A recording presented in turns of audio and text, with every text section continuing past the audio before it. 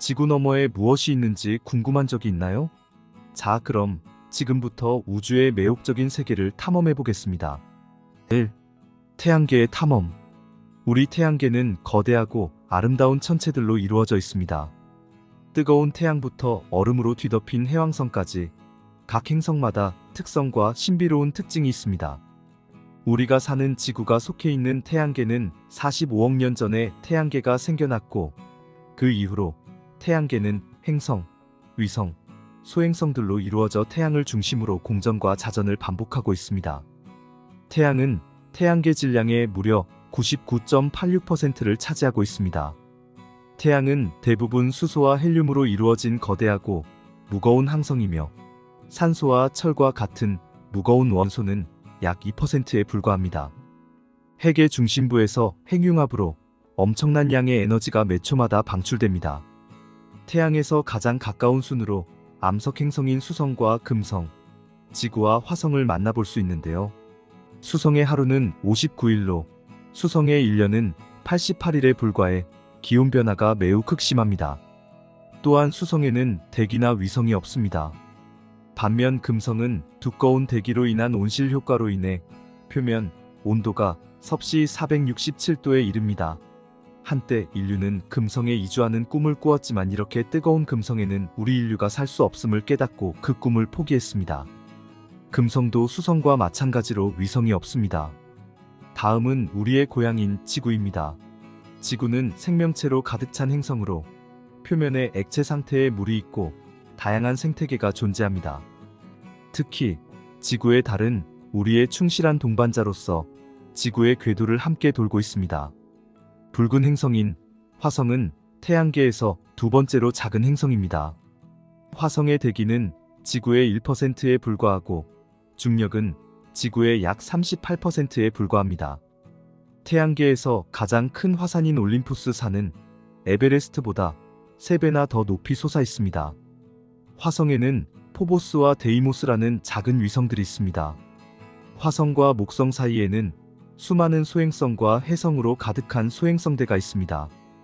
이 소행성대에서 가장 유명하고 가장 눈에 띄는 소행성이 있는데 이름은 세레스가 있습니다. 거대 가스 행성인 목성은 태양계에서 가장 크고 무거운 행성입니다. 주로 수소와 헬륨으로 구성되어 있으며 지구의 3배 크기에 달하는 거대한 폭풍인 대적점이 특징입니다.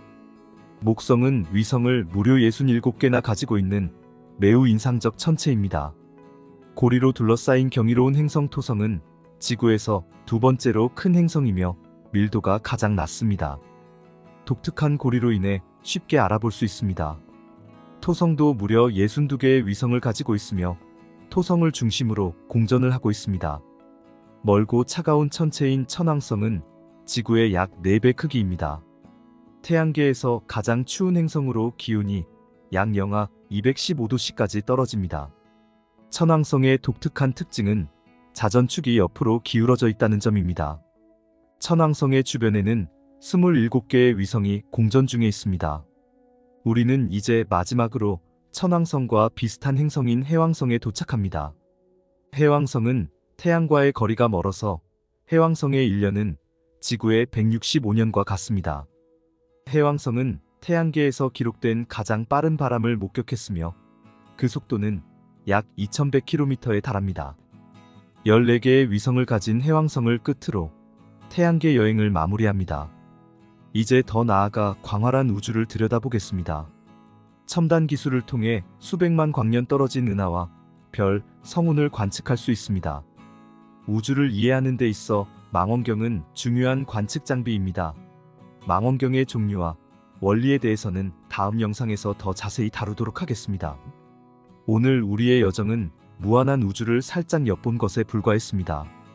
앞으로 여러 가지 주제를 가지고 우주여행을 떠나며 더 많은 것을 발견해 보아요. 이것이 바로 우주탐험의 매력입니다. 어떤 우주여행이 우리를 마주할지 기대가 되시나요? 우주는 저 너머에만 있는 것이 아니라 우리 안에도 있다는 사실을 기억하세요. 사실 우리도 우주의 일부분이라는 것을 알고 계셨나요? 우리 몸을 구성하고 있는 모든 요소들은 우주로부터 온 것입니다. 이 말은 곧 우리도 우주의 일부분이라는 말이에요. 여러분은 어떻게 생각하시나요? 댓글로 여러분의 생각을 알려주시기 바래요. 우리 지구도 우주의 수많은 천체 중에 하나예요. 그러니 여러분, 우주를 계속 탐험하는 것을 멈추지 마세요. 우리 인류는 새로운 우주망원경을 계속해서 성공적으로 발사하고 있습니다. 과연 우주망원경의 렌즈에는 무엇이 찍혔을지, 그럼 지금부터 우주의 매혹적인 세계로 출발해 보도록 하겠습니다. 광활한 우주, 그 너머의 신비한 세계. 우리의 은하 외에도 수많은 은하계가 존재하는데 약 1조 2천억 개가 됩니다. 우주에 대한 우리의 이해는 별 사이의 거리를 측정하는 망원경의 놀라운 발견으로 우리의 우주가 점점 팽창하고 있음을 알 수 있게 되었습니다. 또한 우주의 대부분은 암흑물질과 암흑에너지로 가득합니다. 우리 우주의 27%는 암흑물질로 이루어져 있고 68%는 암흑에너지가 차지하고 있습니다. 우리가 가시적으로 보는 것은 5%에 불과합니다. 유클리드 우주망원경보다 먼저 임무를 수행 중인 제임스 웹 우주망원경은 암흑물질과 암흑에너지를 보는 목적으로 만들어진 것이 아니기 때문에 이 암흑물질과 암흑에너지에 대해서는 아직까지 미지의 영역 속에 있습니다. 그러나 이번에 발사된 유클리드 망원경은 그 미지 속에 있는 암흑물질과 암흑에너지를 관찰하기 위한 목적으로 만들어졌습니다. 드디어 암흑물질과 암흑에너지에 대한 수수께끼를 풀 수 있으리라 기대해봅니다. 이제 우주에서 관측 중인 우주망원경마다 어떤 것을 발견했는지 살펴보도록 하겠습니다. 제임스 웹 우주망원경, 우주 너머를 엿보다. 나사, 캐나다 우주국, 유럽 우주국이 협력하여 만든 제임스 웹 우주망원경은 최첨단 장비가 탑재되어 있는 망원경입니다. 우주 탐사 분야에서 가장 위대한 업적으로 평가받는 제임스 웹 우주망원경은 4개의 적외선 장치와 첨단 카메라 등 최첨단 기술을 탑재하여 강력한 성능과 기능을 자랑합니다. 제임스 웹 우주망원경, 우주의 비밀을 밝히다. 나사, 유럽 우주국, 캐나다 우주국이 공동 개발한 제임스 웹 우주망원경은 우주 탐사의 놀라운 도약을 상징합니다. 허블 우주망원경과 스피처 우주망원경의 유산을 기반으로 하는 제임스 웹 우주망원경은 가시광선부터 근적외선 및 적외선 파장에 이르는 광범위한 스펙트럼에 걸쳐 우주를 관측할 수 있도록 설계되었습니다. 허블 망원경의 후속작인 제임스 웹 우주망원경은 특히 현재 망원경의 손이 닿지 않는 곳에 위치한 고대 천체를 탐사하는 등 허블 망원경의 관측 능력을 뛰어넘는 것을 목표로 하고 있습니다. 또한 적외선 우주망원경인 이 망원경은 스피처 망원경의 발자취를 따라 우주의 신비를 밝히는 능력을 더욱 향상시켰습니다. 먼 곳의 미스터리 풀기. 제임스 웹 우주망원경의 주요 목표는 우주의 깊숙한 곳을 들여다보고 이전의 지상 망원경과 우주망원경으로는 관측하기 어려웠던 천체를 관찰하는 것입니다. 이 망원경은 첨단 적외선 관측 기능을 통해 엄청나게 먼 천체의 비밀을 밝혀낼 수 있도록 맞춤 제작되었습니다. 반사광학의 힘. 6.5m의 거대한 거울 지름을 가진 제임스 웹 우주망원경은 허블 망원경 거울의 3배에 달하는 크기를 자랑합니다. 이 기념비적인 크기의 증가는 해상도가 크게 향상되었다는 의미로 해석됩니다. 이 망원경은 태양의 열과 빛으로부터 거울과 계측기를 보호하기 위해 테니스 코트 크기의 선실들을 갖추고 있습니다. 엔지니어들은 독창적인 설계를 통해 제임스 웹 우주망원경의 거울과 선실들을 깔끔하게 접어서 로켓 페어링 안에 보관할 수 있도록 했으며 지구에서 약 150만 킬로미터 떨어진 최종 궤도에 도달하면 바로 펼칠 수 있도록 준비했습니다. 외계 행성 대기 공개. 제임스 웹 우주망원경의 가장 흥미로운 전망 중 하나는 외계 행성의 대기를 통과하는 빛을 관측할 수 있다는 점입니다. 이 기능은 외계 세계의 구성과 환경에 대한 전례 없는 통찰력을 제공하여 잠재적으로 거주할 수 있는 외계 행성에 대한 이해에 기여할 수 있을 것으로 기대됩니다. 제임스 에드윈 웹에게 바치는 헌사. 원래 차세대 우주망원경으로 알려진 이 프로젝트는 나사의 2대 관리자였던 제임스 에드윈 웹을 기리기 위해 제임스 웹 우주망원경으로 이름이 변경되었습니다. 웹은 아폴로 프로그램을 지원하는 데 중요한 역할을 하는 등 우주 탐사에 크게 기여한 공로를 인정받아 이 같은 찬사를 받게 되었습니다. 제임스 웹 우주망원경은 과학적 관측을 통해 우주에 대한 이해를 넓히기 위한 여정 중에 있습니다. 나사는 이 망원경의 임무에 대해 4가지 주요 테마를 설명했습니다. 우주를 공개하다. 제임스 웹 우주망원경의 장대한 여정. 초기 우주의 탄생을 추적하다. 제임스 웹 우주망원경은 빅뱅으로 알려진 거대한 폭발로 인한 중대한 사건인 우주의 시작을 밝히기 위해 저 깊은 곳을 관측합니다. 이 대담한 탐험은 은하와 별, 시공간 구조가 태초의 빅뱅으로부터 생겨난 시점으로 거슬러 올라가 우주의 수수께끼 같은 기원을 밝히려는 시도입니다. 시간의 흐름에 따른 은하, 우주의 진화 이야기. 제임스 웹 우주망원경은 우주에 흩어져 있는 은하를 바라보며 각각 천체 역사를 관측해봅니다. 세심한 관측을 통해 은하의 진화를 탐구하고 오랜 세월에 걸친 탄생과 변화, 천체들과의 상호작용에 대해 확인합니다.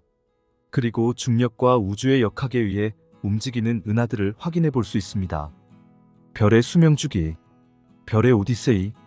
광활한 우주를 비추는 천상의 등대인 별은 탄생부터 죽음까지 놀라운 여정을 거칩니다. 제임스 웹 우주망원경은 성간 역사가의 역할을 맡아 별의 생애 주기에 놀라운 순간을 포착했습니다. 이 망원경은 거대한 분자 구름 속에서 불빛과 종말을 알리는 초신성의 마지막에 이르기까지 별의 서사시를 매우 선명하게 보여줍니다. 다른 세계 외계 영역에 대한 탐구. 우주의 무궁무진한 영역 속에서 제임스 웹 우주망원경은 태양계 너머의 먼 영역, 즉 외계 행성에 대한 탐구를 선도합니다. 예리한 장비로 외계 세계를 면밀히 조사하여 생명체의 존재 가능성까지 찾아냅니다. 외계 행성의 대기, 표면, 환경을 특성화함으로써 우리의 궁금증에 대한 해답에 한 걸음 더 다가갈 수 있게 되었습니다. 제임스 웹 우주망원경은 우주를 이해하려는 인류의 탐구에 기념비적인 발전을 가져왔습니다.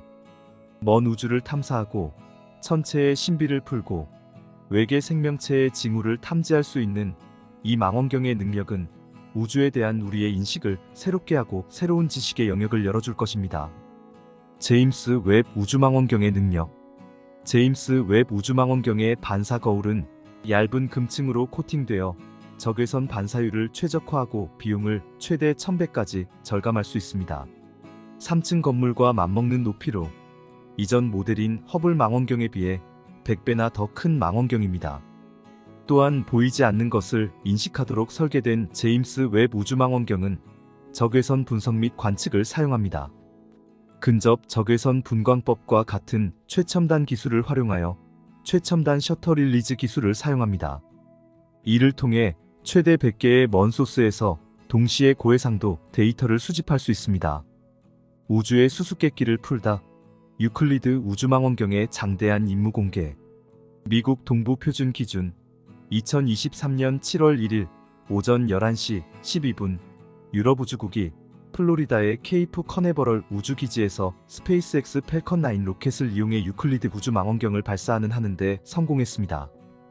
유클리드 우주망원경은 엔지니어링과 국제협력의 놀라운 업적으로 유럽 우주국이 주도하고 유클리드 컨소시엄을 통해 21개국이 참여한 10년에 걸친 노력 끝에 탄생했습니다. 약 하나로 2조 원, 14억 유로의 투자와 2,500명의 전문가가 헌신한 끝에 이 야심찬 우주관측 프로젝트가 탄생했습니다. 2013년 가이아 우주망원경이 발사된 데 이어 유클리드는 라그랑주점 L2 포인트에 위치한 두 번째 우주망원경이 되었습니다. 첫째 망원경은 제임스 웹 우주망원경이었습니다. 유클리드 우주망원경의 임무는 중력 렌즈 효과를 이용해 우주의 암흑물질과 암흑에너지의 신비를 밝히는 것입니다. 정교한 가시광선, 이미저인 VIS와 근적 외선 분광기 및 광도계인 NISP를 장착한 유클리드는 전체 우주의 3분의 1을 이미지화할 수 있는 방대한 3D 우주 지도를 만드는 것이 목표입니다. 곡면과 평면을 모두 갖춘 대형 조리개 거울은 전례 없는 넓은 시야를 제공하여 우주 현상에 관해 다양한 관점으로 관측할 수 있는 장점이 있습니다. 나사의 적외선 전용 제임스 웹 우주망원경과 구별되는 유클리드의 고유한 장비는 가시광선 및 근적외선 파장을 모두 조사할 수 있습니다. 또한 제임스 우주망원경에 비해 몸집이자가 빠른 움직임이 가능합니다. 유클리드는 허블 우주망원경보다 무려 200배 더 많은 하늘을 볼 수 있으며 최대 100억 광년 거리에 걸쳐 있는 15억 개의 은하를 관측할 수 있습니다. 따라서 유클리드는 우리 은하와 태양계의 경계를 넘어 우주의 3D 지도를 그릴 준비를 마쳤습니다. 유클리드 우주망원경에 주목할 만한 특징 중 하나는 같은 라그랑주점 L2에 주둔하고 있는 제임스 웹 우주망원경을 포함한 다른 우주 관측소와 협업하여 우주의 안 보이는 구석구석까지 관측할 것입니다. 유클리드 우주망원경의 임무기간은 6년이며 냉각 시스템을 위해 최소 70kg의 액체 질소를 탑재하여 장시간 작동할 수 있도록 설계되었습니다. 2023년 7월 1일 발사된 유클리드는 4주간의 우주여행을 시작하여 지구에서 약 150만 킬로미터 떨어진 라그랑주 포인트인 L2 포인트에 도착하여 임무를 위해 준비하고 있습니다. 유클리드 우주망원경은 2023년 9월부터 3개월간 실증 단계를 거쳐 2023년 10월에 첫 이미지를 공개할 예정입니다. 유클리드 우주망원경의 본격적인 임무에 따른 주요 관측 데이터 공개는 2024년에 시작되며 이후 데이터 공개는 2025년까지 2년에서 3년 간격으로 이루어질 예정입니다. 유클리드 우주망원경은 지금 활동 중인 제임스 웹 우주망원경과 함께 항해를 계속하면서 우주의 신비한 것들을 많이 발견할 것입니다. 앞으로 어떤 모습의 우주의 지도가 그려질지 궁금하시지 않으신가요? 제임스 웹 우주망원경과 유클리드 우주망원경의 새로운 소식이 들어오는 대로 빠르게 소식을 전해드릴게요. 영상을 끝까지 시청해주셔서 감사합니다. 행복하세요.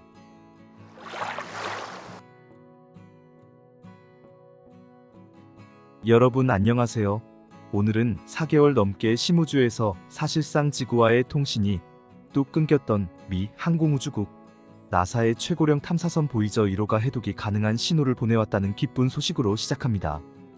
광활한 우주에는 인류의 위대한 사절단인 보이저 1호와 보이저 2호라는 두 대의 우주 탐사선이 존재합니다.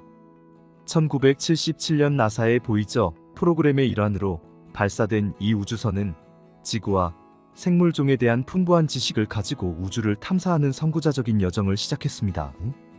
이제 보이저가 발견한 것이 무엇인지 보이저5가 남긴 흔적들을 살펴볼게요. 보이저 탐사선 1호와 2호의 원래 이름은 메리너 12호였습니다. 메리너라는 이름은 화성 금성, 수성과 같이 가까운 행성에 탐사선을 보내는 메리너 계획에서 따온 이름입니다.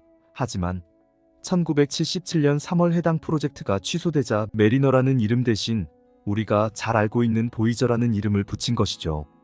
보이저 탐사선은 176년에 한 번씩만 일어나는 천체 현상인 태양계 외행성들의 독특한 정렬을 할 때에 발사되었습니다.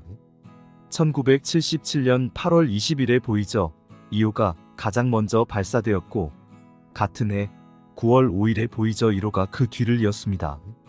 보이저 2호의 주요 임무는 목성, 토성, 천왕성, 해왕성 등 외계 행성 탐사를 수행하면서 먼 우주에 대한 중요한 데이터를 수집하는 것이었습니다.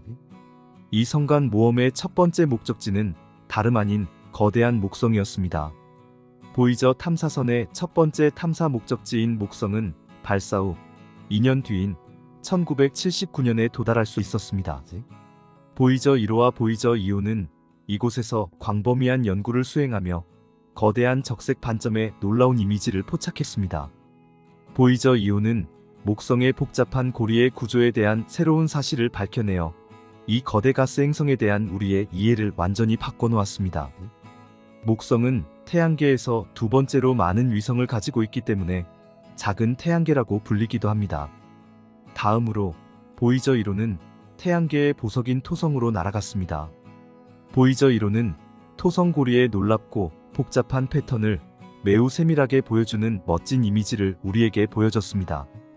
사실 나사의 최초 계획은 보이저 1호가 명왕성까지 탐사 예정이었으나 타이탄을 탐사하는 것이 더 가치 있다고 판단하여 명왕성 대신 타이탄을 탐사하게 된 것이죠.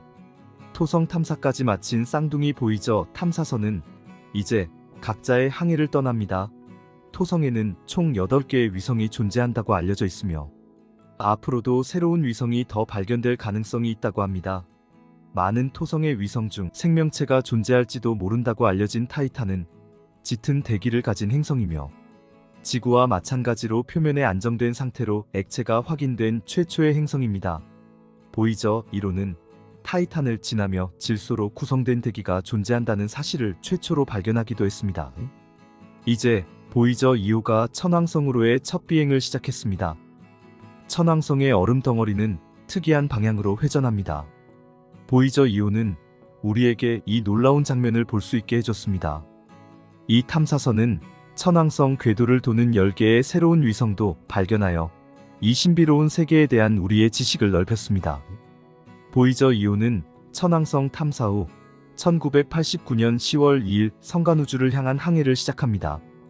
보이저 2호는 천왕성과 해왕성에 도달한 유일한 탐사선으로 행성들의 수많은 비밀을 인류에게 알려준 고마운 탐사선입니다.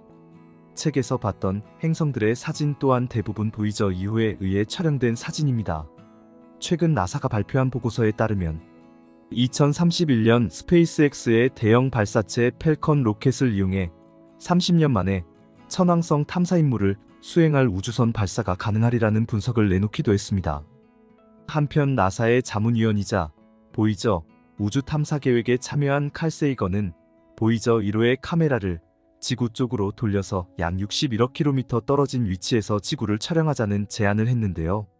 지금까지 목성 이내에서 촬영한 아름다운 지구의 사진은 촬영했지만 이토록 먼 거리에서 지구의 모습을 남긴다는 것은 우리 인류에게 큰 의미가 있었습니다. 하지만 그것만으로 천문학적인 금액을 투자한 보이저호의 위험을 감수하기엔 어려웠습니다. 카메라를 돌리는 순간 강렬한 태양빛에 의해 보이저 1호의 카메라가 손상될 가능성이 있었기 때문입니다. 나사는 고민 끝에 고작 사진 하나가 아닌 그 너머의 가치가 있을 것이라 판단해 카메라를 돌리기로 결정합니다. 그리고 1990년 6월 14일 이날은 그들의 결단에 의해 역사적인 날로 기록됩니다. 이 사진은 약 61억 km 떨어진 우주에서 바라본 지구의 모습입니다. 많은 이들에게 창백한 푸른 점이라는 이름으로 알려진 사진 속의 반짝이는 조그마한 모래알갱이가 바로 지구입니다. 이 사진을 보며 칼 세이건은 창백한 푸른 점이라는 책에서 말합니다. 이렇게 멀리 떨어져서 보면 지구는 특별해 보이지 않습니다. 하지만 우리 인류에게는 다릅니다. 저기 보이는 저 점을 다시 생각해 보십시오. 저 점이 우리가 있는 이곳입니다. 저곳이 우리의 집이자 우리 자신입니다. 이 창백한 푸른 점은 우리 인류에게 많은 생각을 하게 하는 사진입니다. 보이저 2호, 태양계 너머로. 태양계의 마지막 목적지는 해왕성이었습니다. 보이저 2호가 보내온 이미지를 통해 해왕성의 짙푸른 색조가 드러났고 먼 행성의 놀라운 모습이 드러났습니다. 또한 해왕성 표면을 가로지르며 거대한 폭풍인 대흑점도 목격할 수 있었습니다. 보이저 2호가 해왕성 탐사를 끝내고 성간우주를 향해 계속해서 여정을 떠납니다. 보이저 2호는 우주 어디쯤 있을까요? 2023년 현재 보이저 2호는 46년을 시속 6만 km의 속도로 비행 중입니다. 보이저 2호는 역사상 가장 먼 거리를 비행하는 탐사선으로 기록되며 그 거리가 약 240억 km나 됩니다. 그럼 어떻게 인류는 이토록 멀리 떨어진 보이저 탐사선과 신호를 주고받을 수 있을까요? 그것에 대한 해답은 심우주 통신망이라고 불리는 DSN에 있는데요. 나사에서 운영하는 DSN은 우주로부터 오는 전파를 관측하는데 사용되는 통신시설입니다. 현재 미국 올드스톤, 스페인 마드리드, 호주 캔버라 이렇게 세 곳에 설치되어 있으며 지구 표면에서 120도 간격을 두고 설치했습니다. 이러한 전략적 위치는 지구가 자전하는 동안 보이저 탐사선을 비롯한 심우주 임무를 지속적으로 커버할 수 있도록 보장합니다. 이 딥스페이스 네트워크, 줄여서 DSN은 나사의 제트 추진연구소에서 운영하는 무선, 안테나와 통신 시설의 글로벌 네트워크입니다. 지구와 보이저 탐사선과 같은 심우주 탐사선 간의 주요 통신 수단으로 사용됩니다. 그렇다면 DSN은 어떤 역할을 할까요? 첫째로 DSN은 보이저 1호와 보이저 이호에 대한 지속적인 추적 및 내비게이션 지원을 제공합니다. 이 탐사선들은 지구에서 수백만 마일 떨어져 있기 때문에 계획된 궤도를 따라 의도한 목표에 도달하기 위해서는 정밀한 추적이 필수적입니다. 두 번째로 데이터 전송 역할을 합니다. 보이저 탐사선에는 다양한 우주 환경에 대한 데이터를 수집하는 다양한 과학기기가 장착되어 있습니다. 이 귀중한 데이터는 과학자와 연구자들이 분석할 수 있도록 DSN을 통해 지구로 다시 전송됩니다. 세 번째 역할은 보이저와 실시간 통신을 가능하게 합니다. 신호가 탐사선에 도달하는 데는 거리가 멀기 때문에 몇 시간이 걸리지만 이 통신은 탐사선의 상태를 모니터링하는 데 매우 중요합니다. 딥스페이스 네트워크 DSN은 보이저 미션의 숨은 영웅으로 인류가 미지의 세계로 모험을 떠나는 용감한 탐사선들과 연락을 유지할 수 있게 해줍니다. 글로벌 안테나 네트워크와 최첨단 기술을 통해 보이저 1호와 보이저 2호 우주선을 추적하고 통신하고 귀중한 데이터를 수집하여 우리 인류에게 놀라운 경험들을 선사합니다. 보이저 탐사선의 여정은 어디까지일까요? 미국 항공우주국 나사는 보이저 1호와 2호 각각 2012년, 2018년에 성간우주에 진입하는데 성공했다고 발표했습니다. 하지만 실제로 태양권 계면을 둘러싸고 있는 거대한 구름층인 오르트 구름층까지 태양계로 보기 때문에 정확히는 태양풍 압력이 균형을 이루는 태양권 계면에 위치해 있다고 볼 수 있습니다.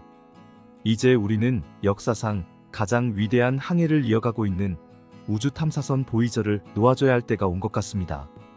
안타깝게도 2023년 7월경 보이저5가 무슨 일이 생겼는지 연락이 두절되었습니다. 보이저 우주선과의 통신 두절은 유감스러운 일이지만 지구로부터의 엄청난 거리를 고려하면 예상된 결과입니다. 보이저 탐사선 여정의 끝. 보이저 탐사선의 통신 손실의 원인을 몇 가지 예상해 볼 수 있는데요. 첫 번째는 수명입니다. 보이저 탐사선은 40년 이상 지구와 통신하였습니다. 보이저 탐사선은 처음에 5년의 임무를 위해 설계되었지만 그 기대치를 훨씬 뛰어넘었습니다. 그러나 안타깝게도 더 이상의 수명을 기대하긴 어려울 것 같습니다. 둘째는 성간우주 입자들의 방해입니다. 보이저 1호와 보이저 2호는 현재 태양 자기장의 영향을 벗어난 영역인 성간 공간에 있습니다.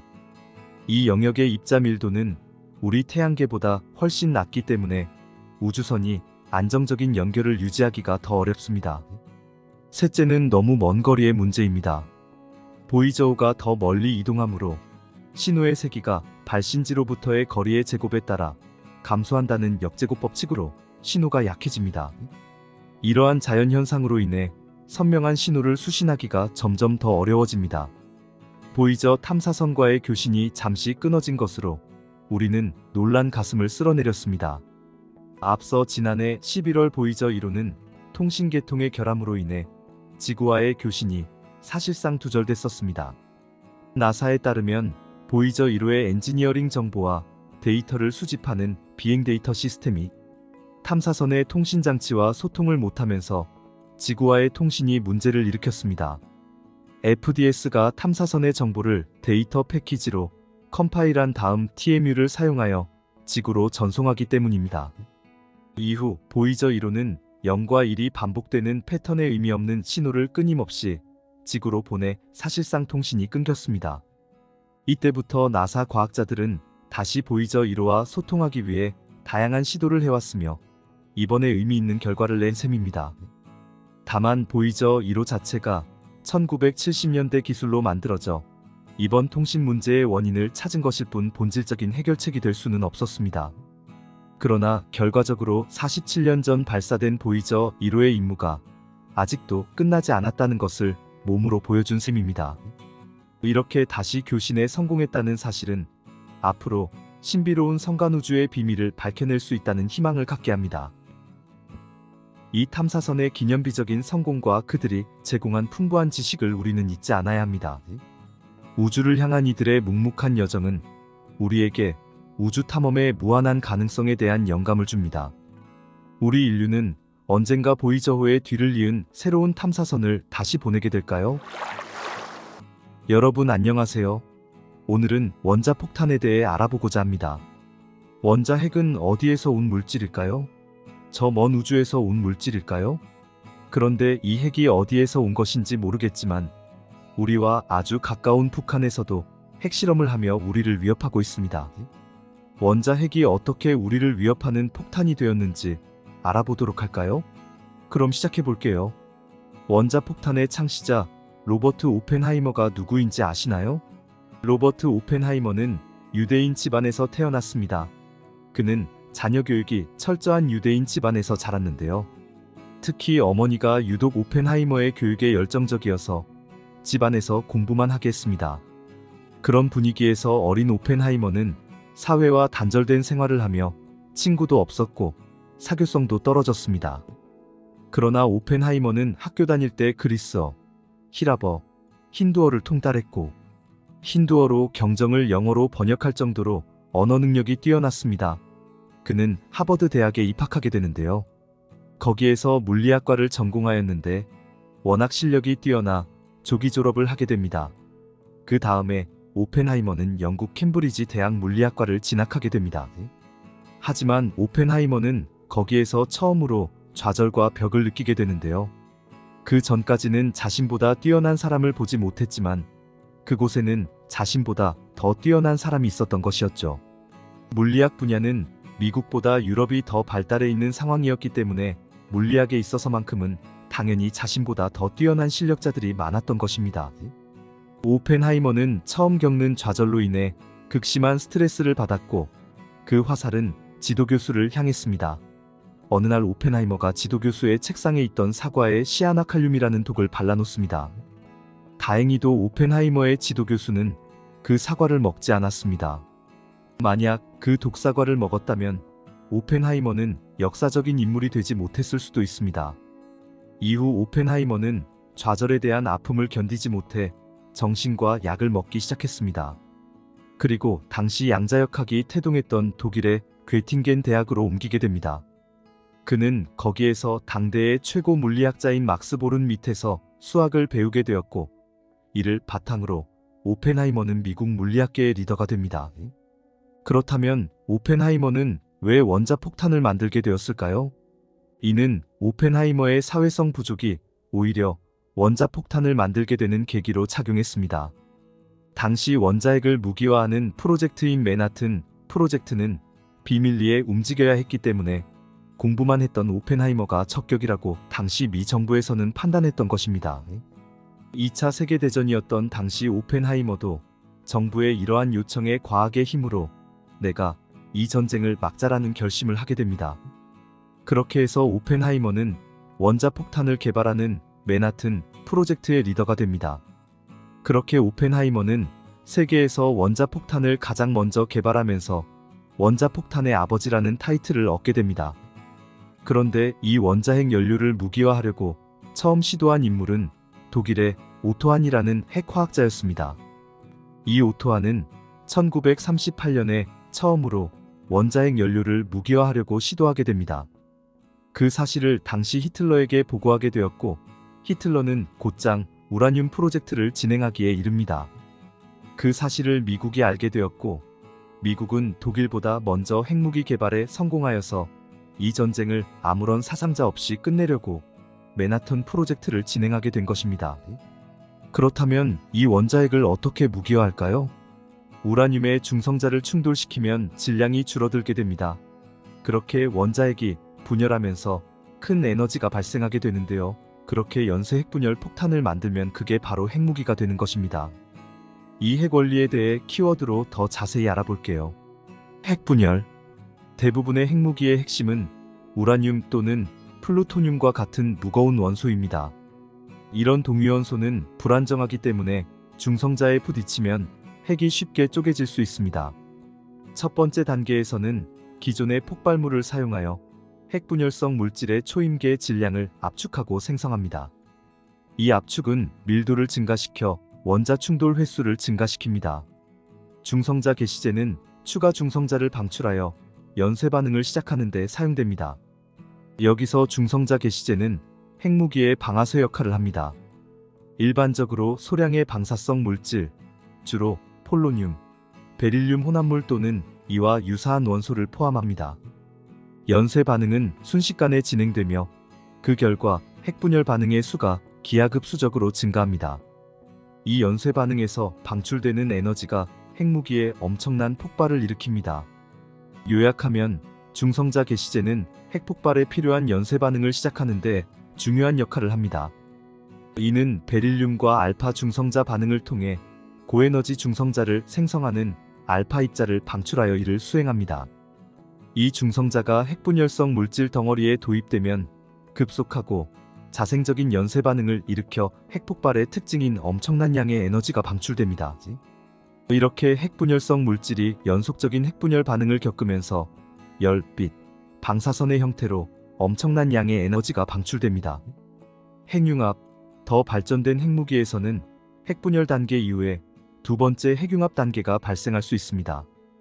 여기에는 핵분열 폭발의 에너지를 사용하여 핵융합에 필요한 극한의 열과 압력을 생성하는 것이 포함되며 일반적으로 중수소 및 삼중수소와 같은 수소 동위원소를 사용합니다. 핵융합은 핵분열보다 훨씬 더 많은 에너지를 방출하며 수소폭탄 또는 H폭탄이라고도 알려진 현대 열핵무기의 엄청난 파괴력을 담당합니다. 폭발과 방사선, 핵폭발로 방출되는 에너지는 거대한 충격파를 생성하여 건물을 무너뜨리고 광범위한 피해를 입힐 수 있는 파괴적인 폭발을 일으킵니다. 폭발로 인해 발생하는 강렬한 열은 열 복사를 발생시켜 넓은 지역에 화재와 심각한 화상을 일으킬 수 있습니다. 이온화 방사선의 폭발은 바로 근처에 있는 생명체에 치명적일 수 있습니다.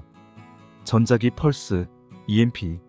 높은 고도에서 핵폭발이 발생하면 전자기 펄스가 발생하여 광범위한 지역의 전자장비를 방해하거나 파괴할 수 있으며 통신, 전력망 등에 영향을 미칠 수 있습니다.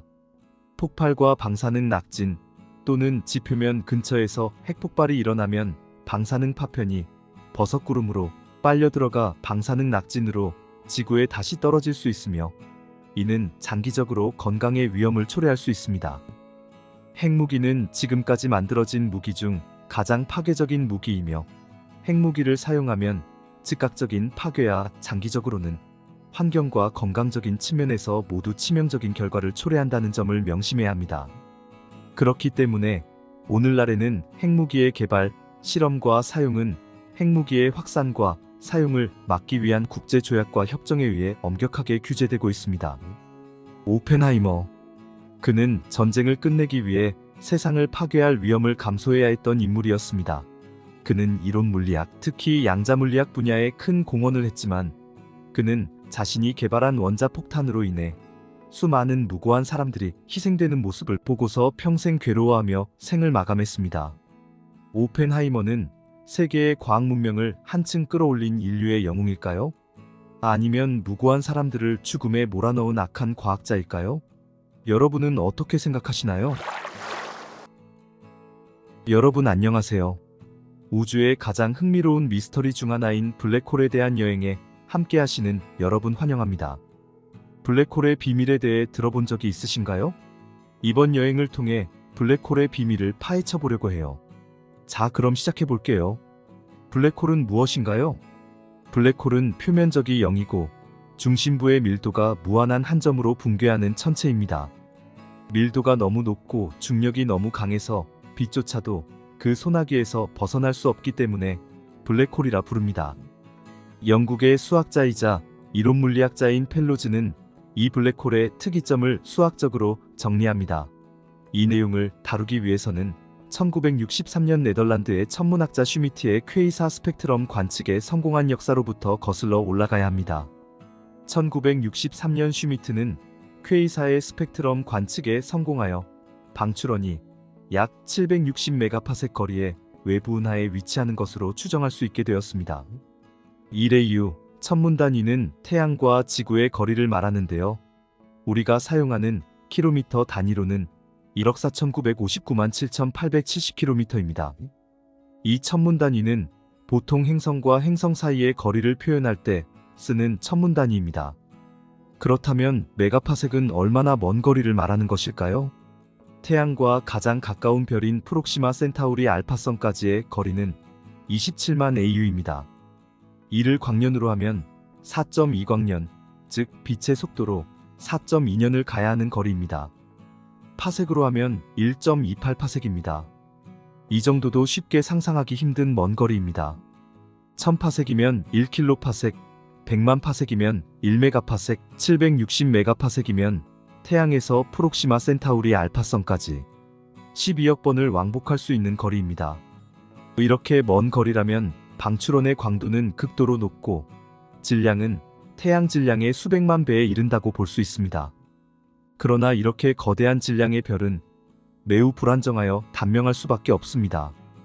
퀘이사의 관측은 그 방출원의 형성 메커니즘에 관한 관심과 연구를 불러일으켰습니다. 펠로즈는 1963년 휠러를 만나 이 같은 문제를 듣고 강한 흥미를 느끼게 됩니다.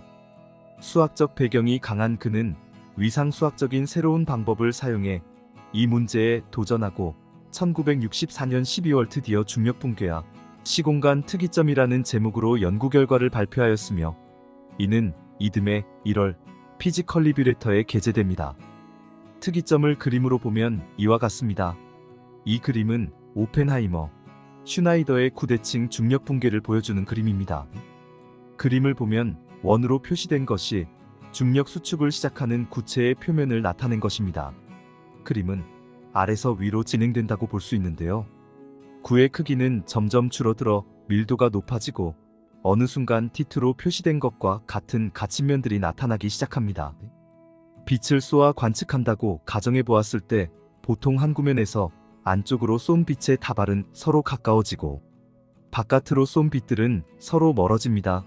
중심으로 향하는 중력이 강해져 공간의 곡률이 커지면 바깥으로 쏜 빛들도 서로 멀어지지 못하고 가까워지게 되는데요. 이러한 성질을 갖는 폐곡면을 갓침면이라 합니다.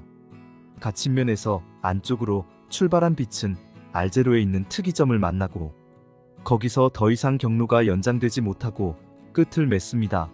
바깥으로 출발한 빛도 유한한 시간 내에 특이점에 도달하고 거기서 종말을 맞습니다. 이와 같은 성질은 사건지 평면 R2M 영역 역할을 합니다. 펠로즈는 비대칭 중력 수축에서도 갓침면이 출현할 것인가?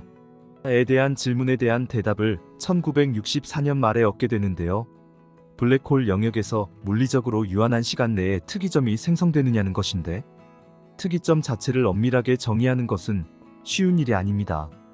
대신 그림에서처럼 특이점이 존재하면 더는 진행을 못하는 빛의 경로가 있게 되는데 펠로즈는 이러한 조건에서 그러한 연장이 안 되는 경로가 반드시 존재함을 증명합니다. 이 같은 펠로즈의 특이점 정리 증명은 몇 가지 면에서 새롭습니다. 첫째, 별의 중력 수축에서 갓침면만 출현한다면 임의의 비대칭 수축에서도 증명은 여전히 성립한다. 둘째, 아인슈타인의 중력 방정식을 국소적으로 풀 필요가 없고 방정식의 세세한 것에 의존하지 않는다. 셋째, 위상수학적 혹은 전체적인 기법을 사용해 중력의 성질을 탐구한 완전히 새로운 연구이다.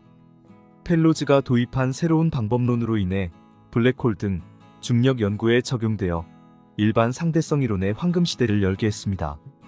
블랙홀과 시공간의 관계. 일반적으로 떠올리는 블랙홀의 모습은 모든 물질을 빨아들이는 검은 구체에 가까울 것입니다. 과연 이러한 블랙홀들이 에너지를 밖으로 내보낼 수 있을까요? 블랙홀의 에너지 일부를 밖으로 가지고 나올 수 있는 메커니즘을 펠로즈가 찾았고 현재는 이를 펠로즈 과정, 펠로즈 프로세스라고 합니다. 이번 영상에서는 펠로즈 과정에 대한 설명과 이를 통해 블랙홀이 가진 에너지 구조를 간략하게 살펴보았습니다. 또한 펠로즈 과정과 비슷하게 블랙홀의 파동을 산란시켜 에너지를 빼낼 수 있는데 이러한 초복사 현상은 블랙홀의 안정성 등을 연구하는데 중요한 주제로 다루어지고 있습니다. 슈바르츠 실트가 최초의 블랙홀 해를 얻은 이후로 현재까지 다양한 중력 이론에서 수많은 블랙홀 해가 발견되고 있고 이에 따라 블랙홀 시공간이 가질 수 있는 또는 가질지도 모르는 여러 성질이 발견되고 있습니다.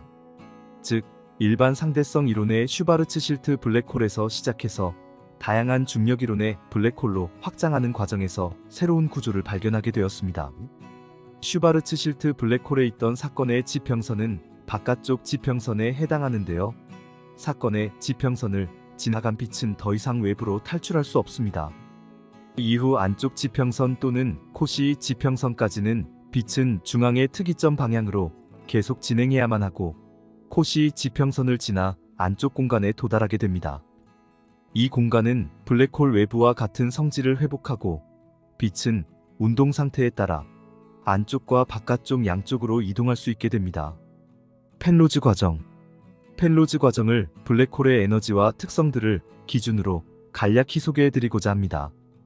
블랙홀은 외부에서 관찰할 때 중력에 이끌린 물질들이 계속 들어가기만 해서 질량이 항상 증가만 할 것으로 생각했으나 펜로즈가 블랙홀의 특성을 이용해서 블랙홀이 가진 에너지를 외부로 추출할 수 있음을 보이면서 방출도 할 수 있다는 것이 밝혀졌습니다. 우주선이 작용권에서 회전하면서 짐을 적절한 운동 상태로 분리하면 짐의 에너지를 음수로 만들 수 있고 짐은 그대로 블랙홀로 낙하하게 되는데요.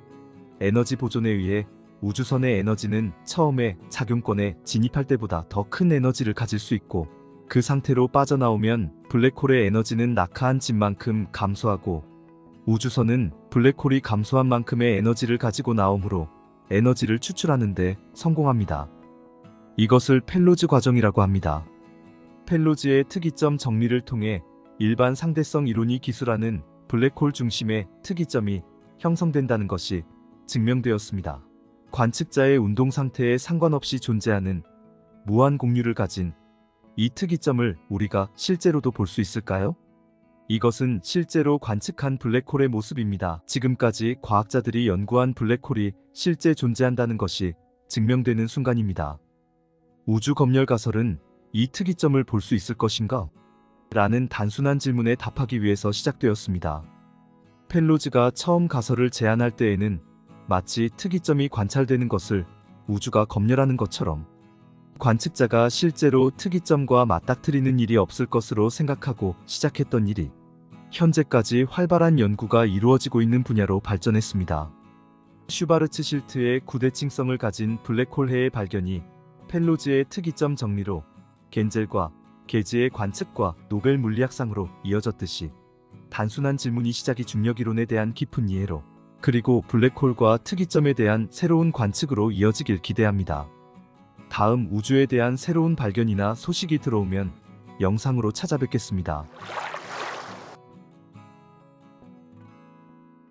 오늘 우리는 다양한 문화권에서 여러 이름으로 알려진 우리 은하에 대해 살펴보려고 합니다. 자, 시작해보겠습니다.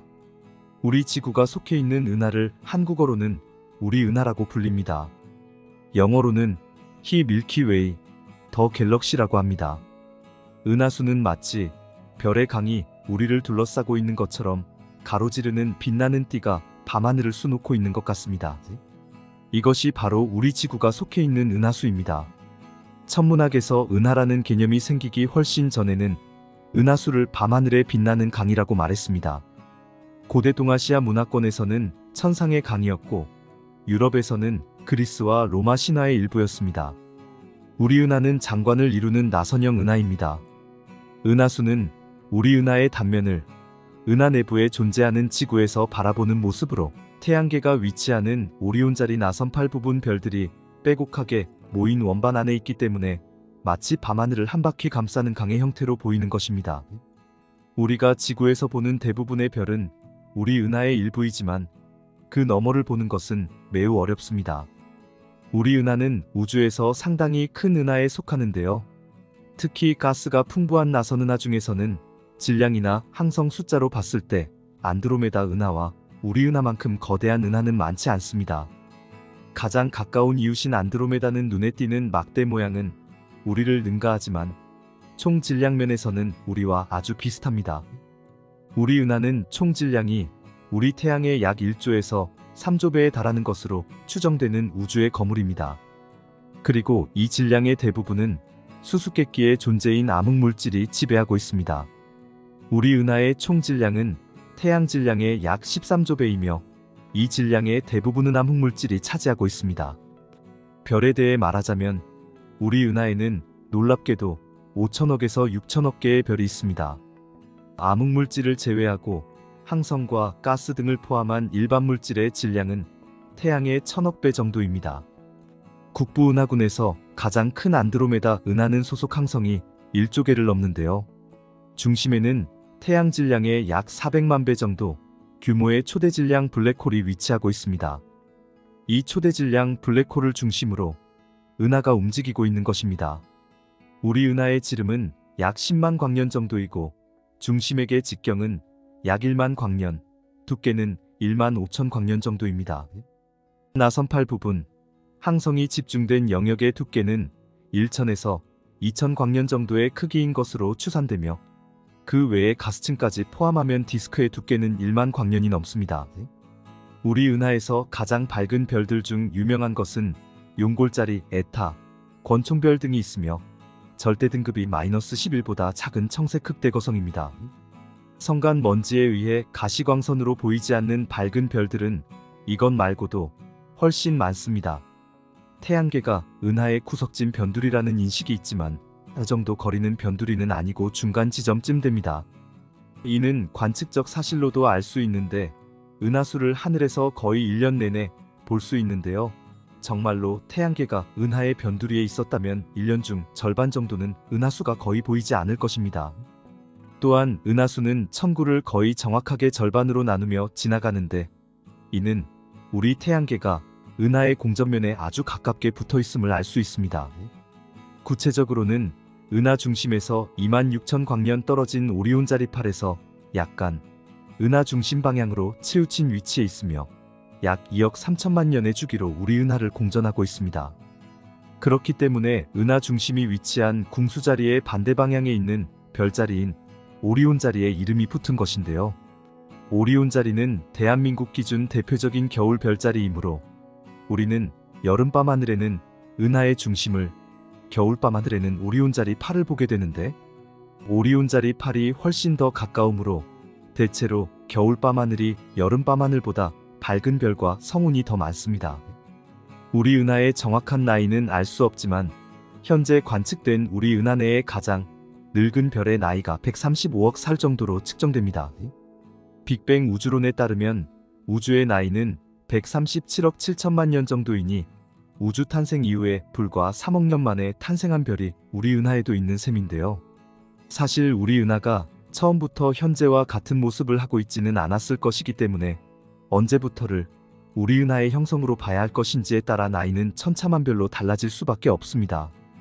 다만 이러한 극도로 늙은 별들의 존재를 통해 우리 은하도 132억 광년 이상 거리에 발견되는 가장 초창기의 은하들과 비슷한 형태에서 시작하여 병합을 거듭하면서 성장해온 은하라고 볼 수 있습니다. 우리 은하는 안드로메다 은하, 삼각형자리 은하, 마젤란 은하 등과 수십 개의 소규모 은하들로 이루어진 국부 은하군에 속하는 은하 중 하나입니다. 겉보기에는 안드로메다 은하가 크지만 우리 은하가 안드로메다 은하보다 암흑물질을 더 갖고 있어서 질량은 더 큽니다. 그러나 2010년대 들어서 안드로메다 은하가 더 무겁고 우리 은하는 안드로메다의 80% 정도의 질량이라는 연구 결과가 나와서 여러 학설들이 논쟁 중에 있습니다. 우리 은하는 지구에서 가장 가까운 은하이지만 아이러니하게도 우리 은하의 전체 모습을 관측하는 것은 현재 기술로선 불가능합니다. 확실하게 모양을 파악하려면 우리 은하 바깥에서 관찰을 해야 하는데 아직 인류의 활동 범위는 은하 원반은커녕 인공위성이 태양계를 겨우 벗어나는 수준이라 우리 은하를 외부에서 관찰할 방법도 없고 촬영한 사진도 존재하지 않습니다.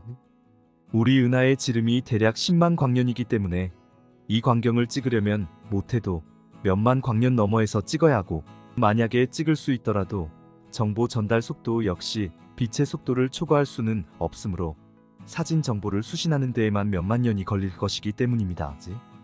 우리는 오직 우리 은하 안에서 은하의 모습을 보는 수밖에 없는데 내부에서 바라본 은하의 모습은 당연히 원반의 단면을 보게 되므로 길쭉한 모습으로 보이게 됩니다. 이것이 우리가 은하수라고 부르는 모습입니다. 우리의 지구의 위치에서 보는 은하수의 모습은 곧 우리 은하의 단면인 모습이기에 마치 별들의 강이 흘러가는 것처럼 길다란 형태로 보이게 됩니다. 또한 계절에 따라 우리가 우리 은하를 바라보는 방향이 바뀌는데, 여름에는 별이 많은 은하 중심부 쪽을 보고 있기 때문에 은하수도 더 밝고 굵게 보이며, 겨울에는 반대로 별이 적은 은하 바깥쪽을 향해 보고 있으므로 은하수가 얇게 보입니다. 우리 은하가 원반의 형태를 하고 있다는 건 18세기 허셜 때부터 이미 널리 알려져 있었으나, 가시광선 영역에서는 원반에 분포한 두꺼운 먼지층에 의해 건너편의 정보가 가로막혀 우리 은하의 전체 구조를 파악하기가 매우 힘들었습니다. 여기에 영향을 덜 받는 전파나 적외선 영역의 관측 기술이 발달하면서 우리 은하의 항성들 및 분자운의 분포가 나선 구조를 따른다는 점이 분명해졌고, 우리 은하의 종류가 외부 은하 중에서도 자주 발견되는 형태인 나선 은하에 해당한다는 것을 밝혀냈습니다. 과거에는 우리 은하수를 시각화하려고 할 때 우주의 이웃 은하인 안드로메다 은하와 닮은 일반적인 나선형 은하로 상상하곤 했습니다. 1990년대에는 천문학계에서 관점의 전환이 일어났습니다. 과학자들은 우리 은하수에 숨겨진 비밀이 있을지도 모른다는 생각을 하기 시작했습니다. 스피처 우주망원경이 우리 은하의 중심부를 들여다본 2005년이 되어서야 이 새로운 구조, 즉 은하 막대에 대한 확실한 증거를 발견합니다. 그리고 우리 은하의 팔 막대 구조 끝에서 뻗어나온 두 개의 나선팔이 있고, 여기서 가지치기한 두 개의 나선팔이 더 있는 전형적인 막대 나선은하 형태임이 밝혀졌습니다. 그렇게 2005년 이후로는 우리 은하를 막대 나선 은하로 그립니다.